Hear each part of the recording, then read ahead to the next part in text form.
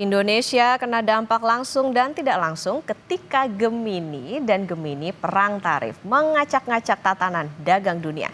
Ini adalah konteks Presiden Amerika Donald Trump dan Presiden Tiongkok Xi Jinping. Bagaimana posisi Indonesia? Berikut ulasan jurnalis Kompas TV Malaika Kridaman dan juru kamera Andika Ahadiat. Saudara, belakangan ini kalau kita lihat media sosial, Gen Z mengatakan kalau ada pertengkaran antara Gemini.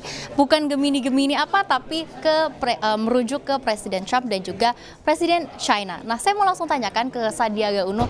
Pak Sandi, apa sih sebenarnya kebijakan reciprocal Trump ini dan dampaknya apa terhadap Indonesia?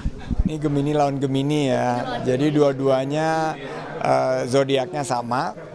Jadi dampaknya kepada Indonesia tentunya kita harus sikapi dengan penuh kehati-hatian. Ini bahasa Gen Z ya, kita hati-hati tapi kita juga jangan pesimis.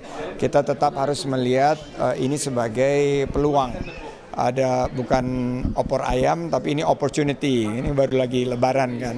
Jadi ada beberapa peluang yang bisa kita dapatkan kalau kita cermat untuk melihat dalam 90 hari ke depan produk-produk kita yang seperti tekstil kita harus bantu untuk bernegosiasi agar tarifnya ini tidak di 34%, juga produk alas kaki. Nah, ke depannya ini peluang buat kita agar produk-produk tersebut tidak hanya dikirimkan atau diekspor ke Amerika, tapi justru dengan mencintai produk-produk Indonesia, kita bisa membeli barang-barang produk-produk Indonesia tersebut dari industri kita, sehingga kita memperkuat ketangguhan daripada ekonomi kita. Kita bisa mendiversifikasi, kita bisa lebih buka peluang untuk pasar-pasar lain seperti Afrika, kita bisa lihat negara Asia lainnya. Dan ada peluang-peluang di bisnis kesehatan, di bisnis pendidikan, di industri hijau, ekonomi baru, teknologi yang kita justru bisa menarik investasi. Jadi kalau saya melihatnya bahwa ini masih menyisakan peluang, tapi tentunya kita harus berhati-hati karena dampak ekonominya ini akan gonjang-ganjing pasar keuangan, rupiah mungkin agak tertekan, tapi ini harus kita sikapi dengan selain kehati-hatian mencari peluang untuk tetap bisa optimis membuka peluang usaha dan lapangan kerja. Nah Pak, ngomongin soal opportunity bukan opor ayam, sebenarnya kan ada beberapa klausa ya yang tidak terkena trade ataupun tidak terkena tarif oleh kebijakan reciprocal Presiden Trump ini. Kalau kita lihat ada mungkin mineral, juga ada copper, tembaga dan juga besi. Apakah itu juga bisa menjadi peluang Indonesia untuk mengekspor begitu ya sumber-sumber daya mineral kita? Iya, kita harus bisa melanjutkan hilirisasi karena selama ini kita hanya mengekspor mineral kita dalam kondisi raw material ya, atau belum diproses, belum dihilirisasi. Dan ini sangat merugikan kita karena nilai tambahnya tidak kita terima, lapangan kerjanya tidak tercipta. Nah, oleh karena itu kita harus lanjutkan hilirisasi dan diversifikasi daripada pasar ekspor kita, dan juga kita harus melakukan menarik investasi secara besar-besaran karena Indonesia pasar yang sangat luas. Kita bisa mampu untuk menarik industri untuk mengembangkan pasarnya di pasar domestik.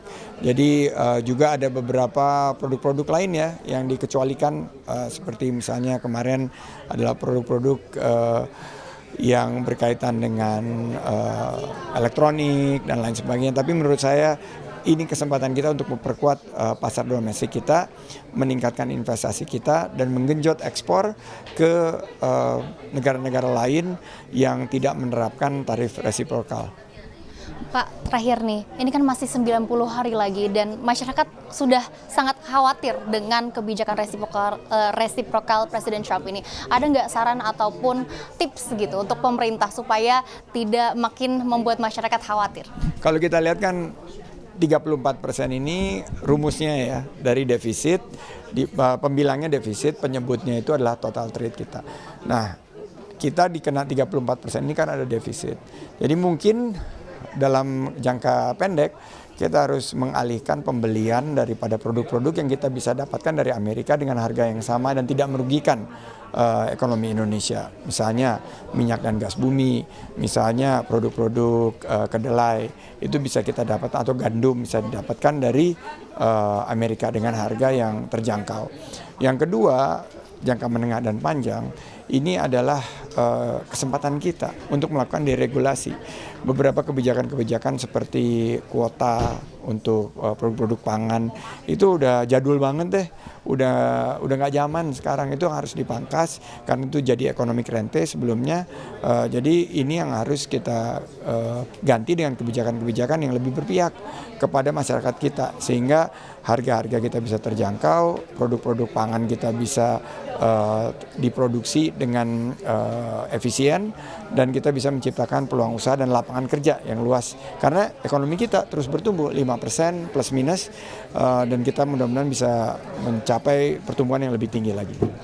Terima kasih banyak Pak Sandiaga Uno sudah mau meluangkan waktunya untuk diwawancara bersama Kompas TV. Nah, itu dia saudara, mudahnya memahami apa yang sedang terjadi, tepatnya kebijakan tarif resiprokal dari Presiden Trump. Namun tadi juga sudah dikatakan oleh Pak Sandiaga Uno, ada beberapa opportunity bagi Indonesia, dan saat ini kami harus masih menunggu nantinya apa kebijakan dan langkah pemerintah supaya pertumbuhan ekonomi Indonesia tetap jalan, tetap stabil, dan kita berdoa bersama semoga ada keajaiban, dan kita lihat nantinya apa dampak dari kebijakan resiprokal Presiden Trump ke negara kita, Indonesia. Malika Kridaman, Andika Hadiat, Kompas TV, Jakarta.